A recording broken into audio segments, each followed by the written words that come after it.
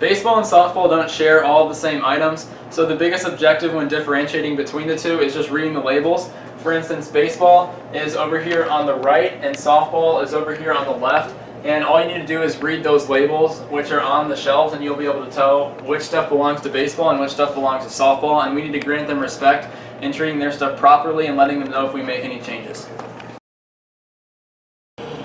Just like the shelves in this back room, baseball and softball also have different sectors of the fridge that we share. So for instance, also here, softball is on the left and baseball is on the right, and it's labeled baseball in blue and softball in a reddish pink color, and you just need to differentiate and treat their side with respect, and just realize that we're pulling from our own side. And that also works over here where baseball is on the right and softball is on the left.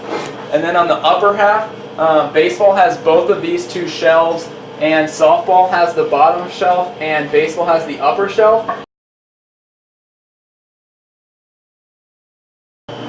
So in this main room of the concession stand, it goes pretty much the same way with the shelves as it does in the back room.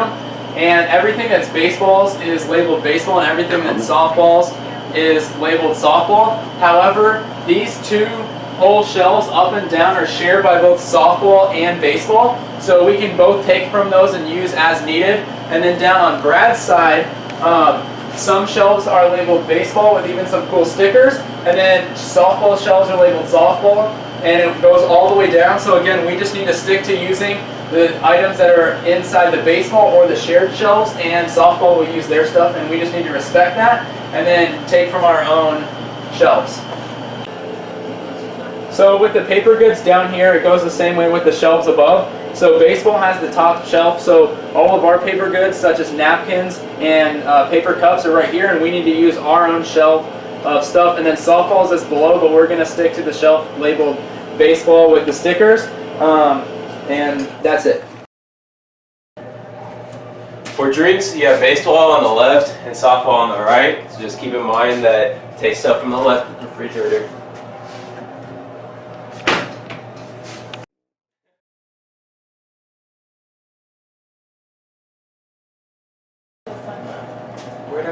So once you understand all the basics and it's time to open up, first off you gotta lift this up. If you're as tall as Brad and you can get it all the way up by yourself, then just do so, or else it'll fall down on you. If not, you can always grab a handy chair or just find someone that can help you.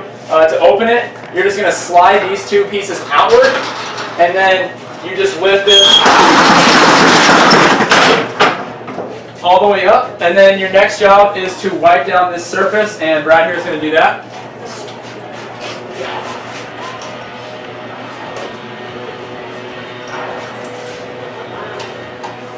So now that Brad's cleaned the table and we're all ready to open up to the public, we need to move out these racks, which are going to cover snacks, including chips and candy, and Brad's going to cover the next part. So once you've moved out the racks, you're going to take this tin foil and line the table with it and tape it down to the corners to keep clean, or to keep messes easier to pick up.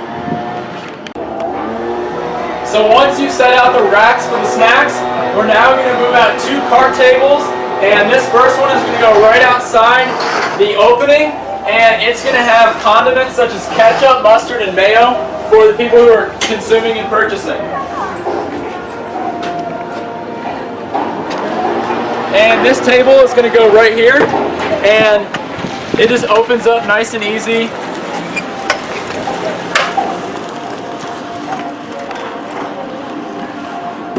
And you're just going to set ketchup, mustard, mayo, and anything else we have for the fans here.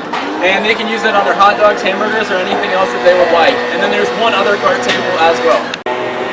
So this is the second cart table that you're going to bring out from back in there, and Brad's going to explain the use. And basically this cart table is just for the grill to go on, and any for whoever's grilling to have like accessories on it, or like they have cheese waiting and buns waiting on it. And yeah.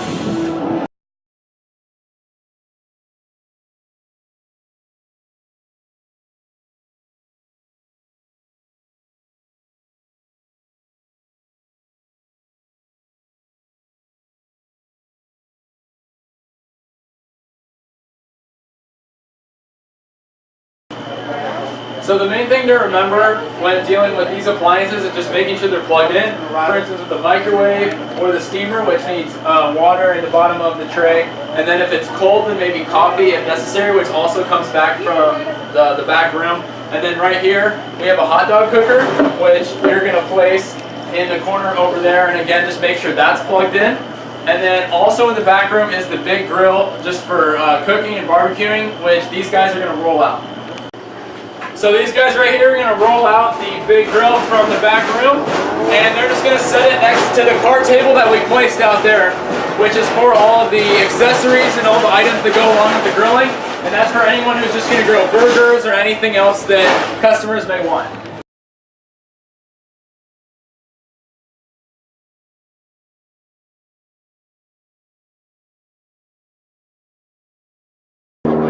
So pricing, that works fairly simply. So here are all the prices. So if you're ever unsure, just turn around and check for a second for the customer.